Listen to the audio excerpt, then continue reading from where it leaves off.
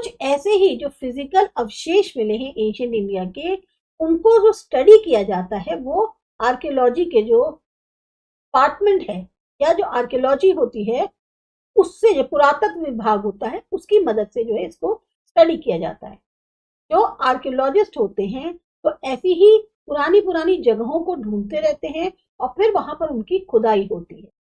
अब जो भी अवशेष मिलते हैं के माध्यम से वो साइंटिफिकली तौर पे एज्यूम करते हैं कि इस जगह का, जो ये जगह मिली है, ये किस समय की रही होगी और क्या जो है लाइफ रही होगी, उस जमाने में जो लोग पाए जाते होंगे उनकी कैसी लाइफ रही होगी। इसी तरह से पुरातत्व विभाग वालों ने बहुत सारी ऐसे कल्चरल मैटर्स जो हैं वो इंडिया के ढूंढे या इंडिया में उन्हें मिले। वो हमारे एक बहुत ही लंबे इतिहास के बारे में बताता है। जो इंसान का अवशेष था उसको लेकर, जो 14 लाख साल पुराना है, वहां से लेके हड़प्पन सिविलाइजेशन का जो पीरियड था, जैसे कि ओल्ड स्टोन एज, पैलियोलिथिक बोलते हैं, मिडिल स्टोन एज, मीजोलिथिक बोलते हैं, न्यू स्टोन एज जो या न्यू स्टोन एज है इसे नियोलिथिक बोलते हैं। फिर आती है कॉपर स्टोन एज जो कैलोलिथिक बोलते हैं, और कॉपर ब्रास एज और आयरन एज। इन सब के बारे में जो है वो पूरा का पूरा बताते हैं। अब ये जो अवशेष हैं इनको जब खुदाई होती है तो ये किस समय के अवशेष हैं उसको डिसाइड करने के लिए कुछ खास तरीके के साइंटिफिक मेथड्स का इस्तेमाल किया जाता है। इसमें जो सबसे इंपॉर्टेंट चीज होती है, मेथड होता है, वो कहलाता है रेडियो कार्बन 14 या C14। इस मेथड के अनुसार जितने भी लिविंग बीइंग्स हैं उनमें C14 होता है। जब लिविंग बीइंग की कोई भी ऐसा इंसान जो जीवित है कि जब डेथ हो जाती है तो ये जो C14 है ये एटमॉस्फेयर में जमा होने लगता है या एटमॉस्फेयर में मिल जाता है।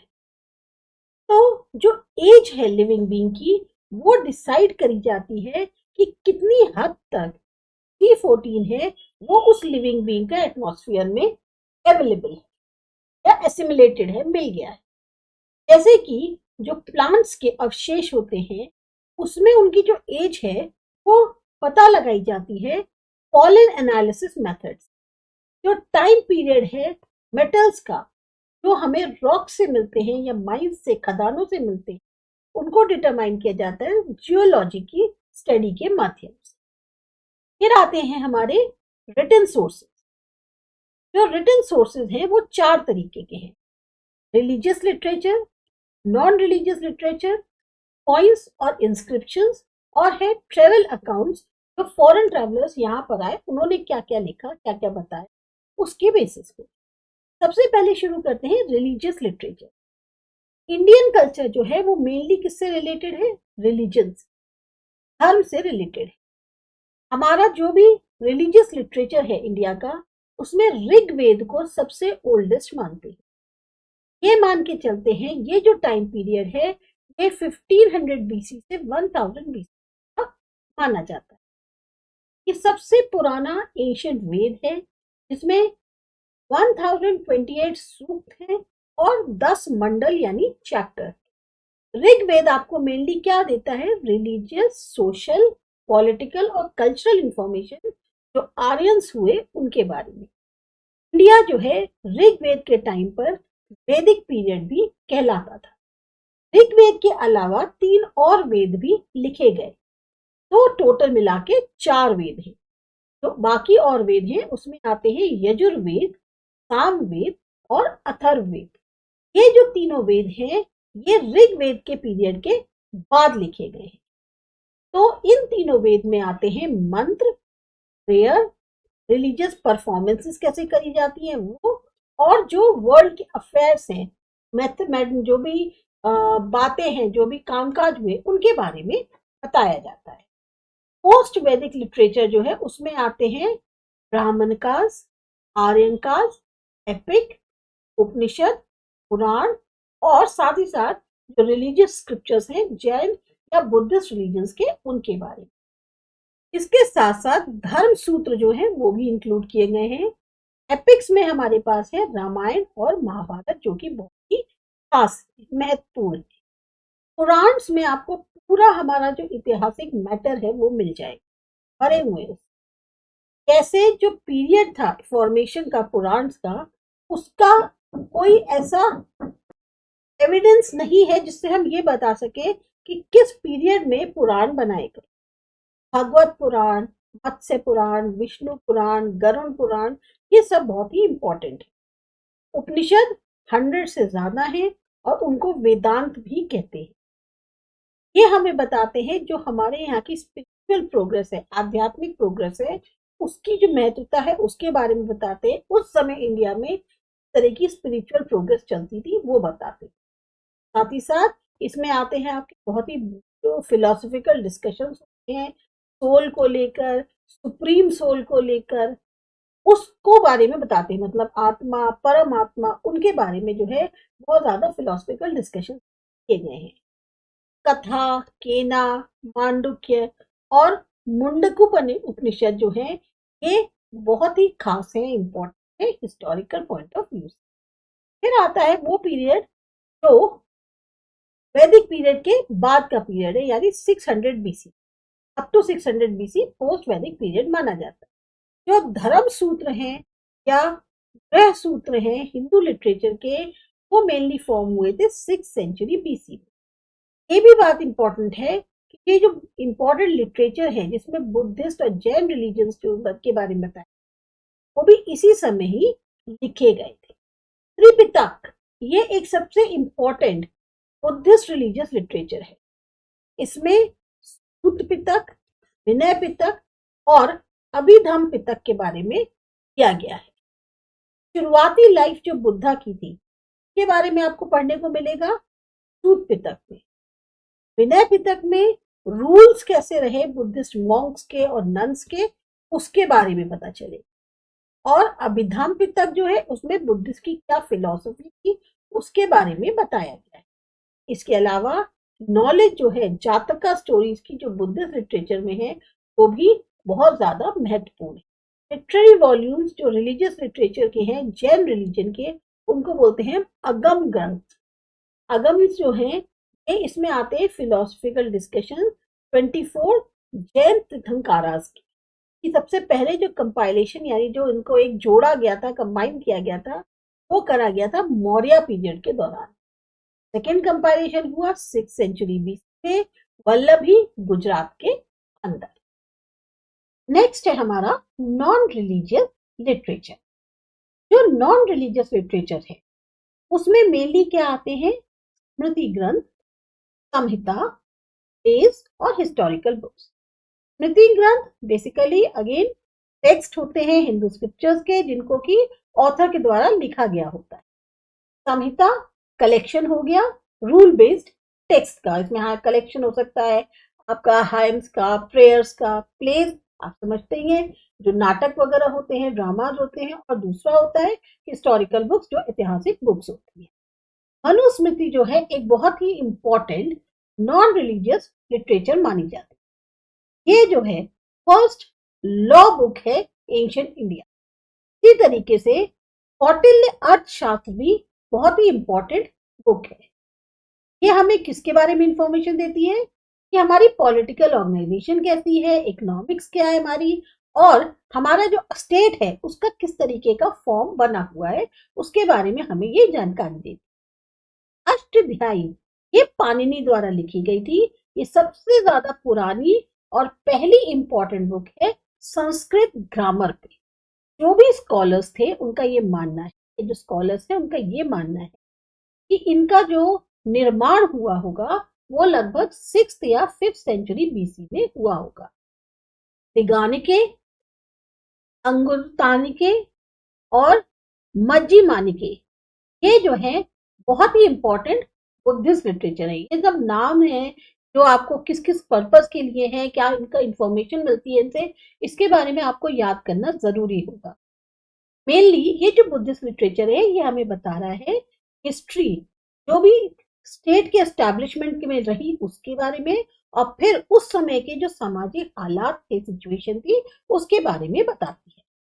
लिटरेरी वर्क जो है उसमें मेनली संस्कृत के प्लेज आते हैं जो बहुत ही महान लिटरेरी फिगर मानी गई है। उसमें कालिदास के संस्कृत प्लेज सबसे ज्यादा फेमस है। अभिज्ञान शाकुंतलम, मेघदूतम और ऋतुसंहार, ये जो है इनके द्वारा लिखी गई, कालिदास के द्वारा, जिसमें इन्होंने सोशल कंडीशन जो इंडिया की थी गुप्ता पीरियड के दौरान उसके बारे में बताया है।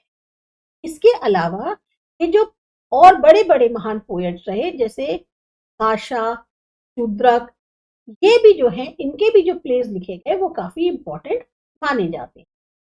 राजतरंगिणी एक बहुत ही इंपॉर्टेंट हिस्टोरिकल बुक है 12th सेंचुरी की। इसको जो है जो स्टेट पोएट थे कश्मीर के कल्हान, उनने जो है लिखी है। इसमें मेनली हिस्ट्री है कश्मीर की, जो हमारी मॉडर्न हिस्ट्री है उसकी जो एक हाइपोथेसिस है उसके अकॉर्डिंग जो है ये एक तरीके से हिस्ट्री बताई गई है कश्मीर की।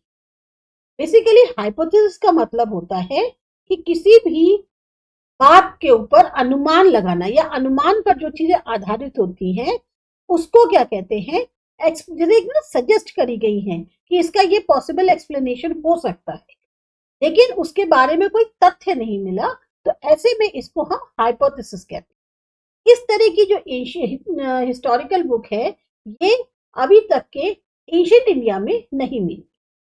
हर्षचरित, ये बहुत सारियों में से एक बुक ऐसी है जिसमें बेसिकली हिस्टोरिकल, खास तौर से एपिक के बारे में जो है एक तरह से बताया गया है। इसको लिखा गया था बाणभट्ट के द्वारा, जो कि कोर्ट पोएट थे एम्परर हर्ष के। एक तरीके का ये भी एपिक ही है। साउथ इंडिया में संगम लिटरेचर, इसको सबसे बेस्ट नॉन रिलीजियस लिटरेचर माना जाता है। इनको कंपोज किया गया था तमिल लैंग्वेज में। बहुत सारे पोएट्स का इसके लिए योगदान दिया गया है। 3 ऐसे ही संगम, असेंबली, संगम यानी असेंबली होना, इन 3 तरह के संगम्स जो हैं वो बने मदुरई में, और लिटरेचर जो लिखा गया उसे कहा गया संगम लिटरेचर। इसमें मेनली क्या है, जो भी किंग्स थे या जो बहादुर लोग थे उस टाइम पे, उनकी तारीफ में जो है पोयम लिखी गई है। ये जो पोएम्स थी ये कोर्ट में सुनाई जाती थी। इस लिटरेचर में मेनली एपिक्स आते हैं जैसे चील परिगरमा और मणि मेखलामई, ये लिटरेचर जो है संगम लिटरेचर उसमें आते हैं। बेसिकली संगम लिटरेचर इसलिए भी बहुत यूजफुल है क्योंकि यह समझने में मदद करता है पॉलिटिकल, सोशल, इकोनॉमिक और कल्चरल एस्पेक्ट्स साउथ इंडिया के, खास तौर से 300 बीसी से 300 एडी तक के जो बीच का टाइम पीरियड है उसमें ये जो है संगम लिटरेचर बहुत मदद करता है साउथ इंडिया के इन सब एस्पेक्ट्स को समझने के। संगम लिटरेचर को साइट पोस्ट किया गया जो भी आर्कियोलॉजिस्ट की फाइंडिंग्स थी या फिर जो फॉरेन ट्रैवलर्स थे उनके द्वारा। संगम लिटरेचर में जो वर्ड दिया गया है साइन पोस्ट, इसका मतलब बेसिकली है कि जो एक कहते हैं ना प्रोवाइड कराया गया, तो ये जो प्रोवाइड कराया गया है ये आर्कियोलॉजिस्ट की जो फाइंडिंग्स है या फॉरेन ट्रैवलर्स है उनके द्वारा ज्यादा बेहतर तरीके से हम इसके बारे में जान पाए हैं। फिर आता है third, coins and inscriptions. Coins भी बहुत महत्वपूर्ण सोर्स हैं हिस्ट्री को पढ़ने के लिए। जो स्टडी है कॉइन्स की वो न्यूमिस्मैटिक्स कहलाती है। जो साइंटिफिक टूल स्टडी करता है, खास तौर से ये जो हमारे कॉइन्स हैं या इंस्क्रिप्शंस हैं, एक ऐसा साइंटिफिक जो स्टडी करता है टाइम को, स्क्रिप्ट जो उसके ऊपर भाषा लिखी होती है, मेटल कॉइन्स के, और साथ ही साथ उस टाइम के जो हिस्टोरिकल फैक्ट्स थे उनके बारे में क्या रहा उसकी स्टडी करता है। जो सिंबल है, साइंस है कॉइन्स पर, वो हमारे इतिहास को बताते हैं। सबसे ओल्डेस्ट कॉइन्स जो इंडिया के अंदर हैं वो कॉइन्स हैं पंचमार्क के। माना जाता है कि सिल्वर और कॉपर के बने होते थे और ये जो है 5th सेंचुरी बीसी में पाए जाते थे। इन कॉइन्स की डिफरेंट शेप्स होती है। इंस्क्रिप्शंस यानी जो लेख लिखे जाते हैं खुदवा के, चाहे वो पिलर्स पे हो, स्टोन्स पे हो, वो भी बहुत ज्यादा यूजफुल होते हैं कॉइन्स के जैसे स्टडी करने के लिए हिस्ट्री को। क्यों होते हैं? क्योंकि इंस्क्रिप्शंस भी जो हैं वो एक तरह का ऐसा लेख है जो पत्थर पे एक तरह कहते हैं ना अमिट छाप की तरह बना हुआ है, इसको आप इतना टाइम पीरियड हो गया, अभी तक उसको कोई जो है ऐसा नहीं कि हटा दे या वो अपने समय के साथ खत्म हो जाए। वो हमें उस बताते हैं कि हमारा इतिहास कैसा रहा था। ओल्डेस्ट इंस्क्रिप्शन जो है इंडिया के अंदर, वो है अशोका के टाइम के। जो भी इकोलॉजीज लिखी गई पोएट्स के द्वारा किंग्स को लेकर, उनको कहते हैं एप्रिसिएशन। मतलब जो भी पोएट्स ने किंग लोगों की तारीफ में चीजें लिखी। इंस्क्रिप्शंस जो हैं अशोका के, वो लिखे गए हैं प्रकृत लैंग्वेज में, ब्रह्मी स्क्रिप्ट के। जो स्क्रिप्ट है इंस्क्रिप्शंस की, ये मेनली आपको नॉर्थ इंडिया में मिलेगी। कारोस्थी, ये है स्क्रिप्ट जो इंस्क्रिप्शंस में आपको मिल रही है। और जो इंस्क्रिप्शंस अफगानिस्तान में मिलते हैं वो है अरामिक, यानी कि वो है ग्रीक स्क्रिप्ट के। इंस्क्रिप्शंस जो अशोका के थे, इनको मेनली एक तरह से डिकोड जो किया, उसका ऑनर या श्रेय जाता है जेम्स प्रिंसेप को। उन्होंने ब्रह्मी स्क्रिप्ट को समझा, जो इंस्क्रिप्शन उनको मिले 1827 एडी के उनसे। ब्रह्मी स्क्रिप्ट हमेशा लेफ्ट टू राइट लिखी जाती है। खरोष्ठी जो है ये स्क्रिप्ट हमेशा राइट टू लेफ्ट लिखी जाती है। और इंस्क्रिप्शन जो अशोका के हैं वो 25 से ज्यादा है। तो उससे हमें एडमिनिस्ट्रेटिव, पॉलिटिकल और रिलीजियस पॉलिसीज या नीतियां जो उस टाइम की रही होंगी, उसको समझने में मदद मिली। जो किंग्स थे सतवाहन के, उन्होंने इंस्क्राइब करी है जो राइटिंग्स, वो हमें नासिक के पास मिली है। तो चाहे इंडिविजुअल हो या गवर्नमेंटल इंस्क्रिप्शंस हो, वो हमें दोनों देखने को मिलते हैं। जो अशोका की इंस्क्रिप्शन है उसमें कुछ इंस्क्रिप्शन जो हैं वो यूलॉजीज के तौर पे पाए गए हैं। बेसिकली ये जो यूलॉजीज होता है, इसका मतलब क्या है कि ऐसे ही पीस ऑफ राइटिंग है जो किसी को बहुत ज्यादा उसकी तारीफ में लिखा गया है। खास तौर से एक तरह ट्रिब्यूट कह सकते हो उस इंसान के लिए जो अभी अभी जैसे जिसकी डेथ हुई है, और आप उसकी तारीफ में बहुत ज्यादा जो है उसकी हाईली प्रेज कर रहे हैं, और तब आपने ये चीज लिखी है। इसका जो सबसे बेहतरीन एग्जाम्पल है वो है इंस्क्रिप्शन प्रयाग का, समुद्रगुप्त का, जिसको लिखा था पोएट हरिसेना ने। ये जो इंस्क्रिप्शन है ये भी अशोकन पिलर पे आपको, या अशोका जो पिलर है उस पे आपको मिल जाएगा। सेकेंड एग्जाम्पल इसी का जो एप्रोसिएशन का है वो किंग भोज का है, जो ग्वालियर के थे। के अलावा और भी हिस्टोरिकल पॉइंट ऑफ व्यू से इंपॉर्टेंट सोर्सेज आते हैं। उसमें है इंस्क्रिप्शन थाती गुफा के, जो कि किंग खारवेल कलिंगा के थे। गौतमी इंस्क्रिप्शन नासिक गुफा में। इसी तरीके से देवपेड़ा जो विजय सेन की थी, किंग ऑफ बंगाल, वहां के। और Aihole inscription Chalukya king Pulakeshi two के। ये सारे इंस्क्रिप्शन जो हैं ये बेसिकली इयोलॉजीज है जो हमारे को उनके बारे में ज्यादा से ज्यादा बताते हैं कि कैसी उनकी नीतियां रही होंगी, कैसे, चाहे वो पॉलिटिकल हो, सोशल हो, रिलीजियस हो, एडमिनिस्ट्रेटिव हो, वो उनको फॉलो करते थे। कॉपर प्लेट्स बहुत इंपॉर्टेंट सोर्स है अगेन हिस्ट्री को समझने के लिए। जो लैंड को देने के लिए लेटर्स लिखे जाते थे, वो कॉपर प्लेट्स पे दिए जाते थे कि हमने आपको इतनी जमीन दी है, ये एक ताम्र पत्र पे जो है लिखकर दिया जाता था। इसी तरह से इंडिविजुअल इंस्क्रिप्शंस आपको मंदिरों में देखने को मिल जाएंगे। उनके ऊपर जो डेट लिखी होती है वो बताती है इंफॉर्मेशन उस समय की जब उनको उस टाइम पे लिखा गया। साथ ही साथ क्या लैंग्वेज यूज करी ये भी पता चलता है। जो इंस्क्रिप्शंस है गुप्ता पीरियड के, वो आपको संस्कृत में मिलेंगे। इसी तरह से इंस्क्रिप्शंस जो बाहर के कंट्रीज के हैं वो भी हमारे को काफी इंफॉर्मेशन देते हैं इंडियन हिस्ट्री के बारे में। अब जैसे जो इंस्क्रिप्शन मिले हैं जोइक की कोई में, ये है एशिया माइनर यानी तुर्कीज, जो उस टाइम पे 1400 बीसी में रहा होगा। तब हमें वहां से जो इंस्क्रिप्शंस मिले, वहां पर रेफरेंस किसका दिया गया है, वैदिक गॉड्स का।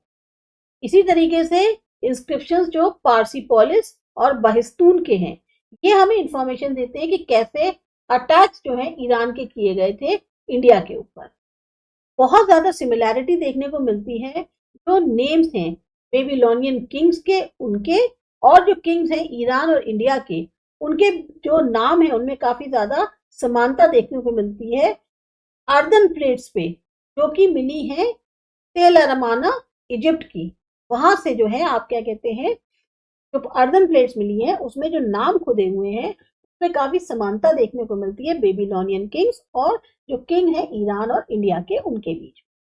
इसी तरह से इंस्क्रिप्शंस और आर्काइव्स हैं, ये हमें बताते हैं कि किस समय वो राजा रहे और क्या उनका एक साम्राज्य था या उनका राज्य था, उसकी क्या बाउंड्रीज थी, उनके मटेरियल्स जो क्या क्या उनके किंगडम में पाए जाते थे, फिर साथ साथ इसके अलावा उसकी सोशल, इकोनॉमिक और कल्चरल हिस्ट्री क्या रही। मॉन्यूमेंट्स एंड बिल्डिंग्स, जो डेवलपमेंट हुआ आर्ट का, खास तौर से जो आर्किटेक्चर की आर्ट है उसका जो डेवलपमेंट हुआ, जिसे हम वास्तु कहते हैं, ये हम कब से जानते हैं? जब से, या हम ये कह सकते हैं इनकी पहचान हमें किस किस में देखने मिलती है, जो उस समय के रेजिडेंसेस थे या जो टेम्पल्स बनवाए गए किंग्स के द्वारा, लोगों के द्वारा उस समय के, तो उससे हमें पता चलता है कि जो आर्ट है आर्किटेक्चर की वो कैसी थी। अगर आप नागर पैटर्न देखें जो टेम्पल्स है नॉर्थ इंडिया के, उनका द्रविड पैटर्न है, इसी तरह से साउथ इंडियन टेम्पल्स का बेहतर पैटर्न है, जो दक्खन के टेम्पल्स है उनका, और ये सबसे इंपॉर्टेंट डॉक्यूमेंट्स माने जाते हैं आर्किटेक्चर के। इसी तरीके से स्तूपास हो गए, चैत्यास हो गए, विहार्स हो गए, टेम्पल्स हो गए, ये सारे के सारे साउथ ईस्ट एशिया तक फैले हुए हैं, साथ ही साथ सेंट्रल एशिया जिसमें इंडिया भी शामिल है। तो इससे पता चलता है कि जो हमारी भारतीय संस्कृति है उसका कितना ज्यादा प्रचार प्रसार हुआ। सबसे ज्यादा जो एक बड़ा एविडेंस कहते हैं वो है बोरोबदर टेम्पल, जो जावा का है, और ये बनाया गया था 9th सेंचुरी बीसी में। फिर आते हैं स्टैचूज पे यानी मूर्तियों पे। अब अगर हमें हिस्ट्री को समझना है तो स्टैचूज भी बहुत ही इंपॉर्टेंट सोर्स है इंफॉर्मेशन का। जो भी एक कला इन मूर्तियों की दिखती है वो आपको सबसे ज्यादा देखने को मिलेगी, या जो मूर्तियां हैं वो आपको सबसे ज्यादा देखने को मिलेगी कुशन, गुप्ता और पोस्ट गुप्ता पीरियड की। जो मूर्तियां कुशन पीरियड में बनाई गई उनका बहुत ज्यादा उनके ऊपर आपको जो बाहर की आर्ट है उसका प्रभाव देखने को मिलेगा। इसी तरीके से जो आर्ट्स हैं गांधार की, मथुरा, जो उनके पैटर्न्स बनाए जाते हैं वो बेस्ट माने जाते हैं। जो भी कलात्मक मूर्तियां गढ़ी जाती हैं उसमें गांधार और मथुरा के जो पैटर्न्स या उनकी जो आर्ट है उसको बहुत ज्यादा अच्छा माना जाता है। जो मूर्तियां आपको सांची, अमरावती, भरौत या बोधगया में मिली, वहां पर आपको साफ देखने को मिल सकता है कि कितनी खूबसूरती से उन मूर्तियों को बनाया गया है, और जो आर्ट है मूर्ति गढ़ने की वो कितनी ज्यादा अच्छे से डेवलप हो चुकी है। नेक्स्ट आता है आर्ट ऑफ पेंटिंग। अब पेंटिंग अगेन बहुत इंपॉर्टेंट सोर्स है इंडियन हिस्ट्री को स्टडी करने का, क्योंकि ये जो पेंटिंग्स हैं किस जमाने से हमें सब देखने को मिल रही हैं, जब पाषाण युग था, स्टोन एज थी, तब से हमें ये देखने को मिल रही है। सबसे ज्यादा इंपॉर्टेंट इनके जो आपको इलस्ट्रेशंस मिलेंगे वो है केव पेंटिंग्स जो भीमबेटका की है। ये जो आर्ट थी ये डेवलप की गई थी गुप्ता पीरियड में। जो वर्ल्ड की फेमस पेंटिंग्स हैं अजंता की, वो एक तरह से बिल्कुल क्लाइमेक्स मान सकते हैं। डेवलपमेंट जो पेंटिंग का हो रहा था उसका जो बिल्कुल एक कहते हैं चरम है, एंड आ गया, उतनी जो है हद तक वो डेवलप हो चुके थे। इसी तरह से एलोरा और बाग में भी बहुत से ऐसे आपको एविडेंसेस मिलेंगे जिससे पता चलता है कि पेंटिंग्स जो है वो काफी ज्यादा उसकी आर्ट डेवलप हो रही थी। फिर आता है डिस्क्रिप्शन फ्रॉम फॉरेन ट्रेवलर्स। अब पहले जमाने से इंडिया का जो एक कांटेक्ट है फॉरेन कंट्रीज के साथ वो चला आ रहा है। बहुत सारे जो फॉरेनर्स थे वो इंडिया आए, जो कुछ भी उन्होंने इंडिया के बारे में लिखा है वो एक इंपॉर्टेंट सोर्स कह सकते हैं हिस्ट्री को स्टडी करने का। एंशिएंट इंडिया से या एंशिएंट इंडिया के टाइम से ही पिलग्रिम्स जो है वो ग्रीस, रोम, चाइना, वहां से इंडिया आते थे।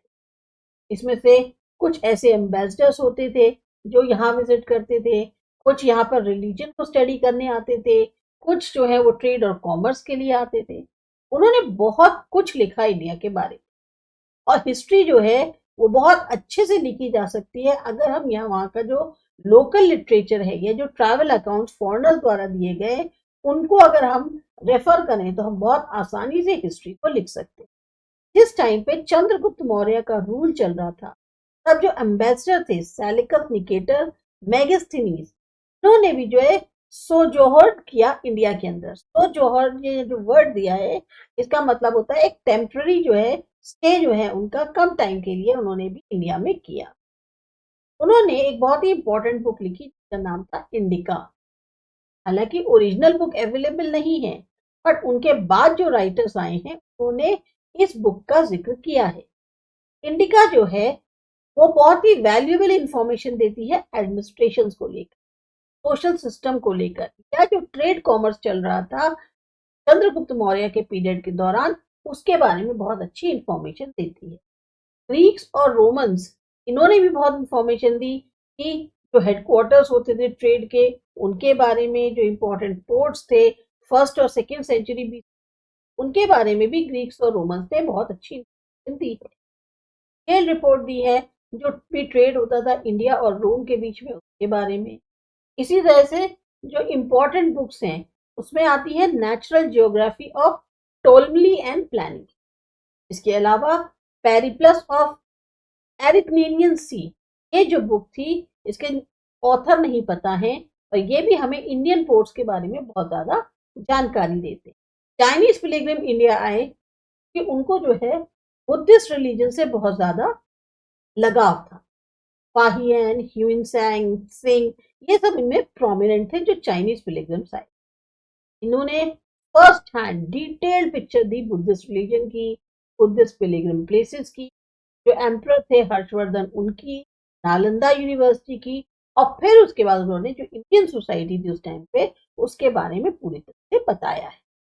तो ये है आपका फर्स्ट चैप्टर। आपको अच्छा लगा, समझ में आया, सब्सक्राइब करिए आसा एजुकेशन। मिलते हैं अगले चैप्टर में।